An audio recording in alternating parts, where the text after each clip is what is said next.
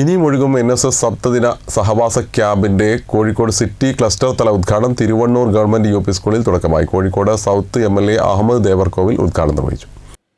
കേരള സർക്കാർ പൊതുവിദ്യാഭ്യാസ വകുപ്പ് ഹയർ സെക്കൻഡറി നാഷണൽ സർവീസ് സ്കീമിന് കീഴിൽ ഇനിയും ഒഴുകും മാനവ സൗഹൃദത്തിന് ജീവവാഹിനിയായി എന്ന പ്രമേയത്തിൽ സംഘടിപ്പിക്കുന്ന സപ്തദിന സഹവാസ ക്യാമ്പിനാണ് തുടക്കമായത്. കോഴിക്കോട് സിറ്റി ക്ലസ്റ്റർ തല ഉദ്ഘാടനം കോഴിക്കോട് സൗത്ത് MLA അഹമ്മദ് ദേവർകോവിൽ നിർവഹിച്ചു.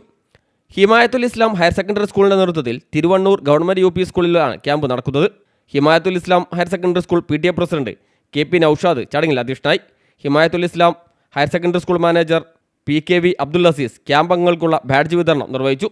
തിരുവണ്ണൂർ GUP സ്കൂൾ പ്രധാനാധ്യാപിക Ramadevi, PTA vice president Raziq TP, MPTA president Raihanath, treasurer Nasim Bakkar, staff secretary D Bindu, Krishnapuram residents പ്രതിനിധി രാജേന്ദ്രൻ, പൂട്ടിയാർ റെസിഡൻസ് പ്രതിനിധി Rajan Kularikkal, senior citizens forum president Vidyadharan, ICDS പ്രതിനിധി ഭബിത, രാധാപ്രഭാകരൻ, +1, +2 NSS ലീഡർമാർ തുടങ്ങിയവർ ചടങ്ങിൽ സംസാരിച്ചു.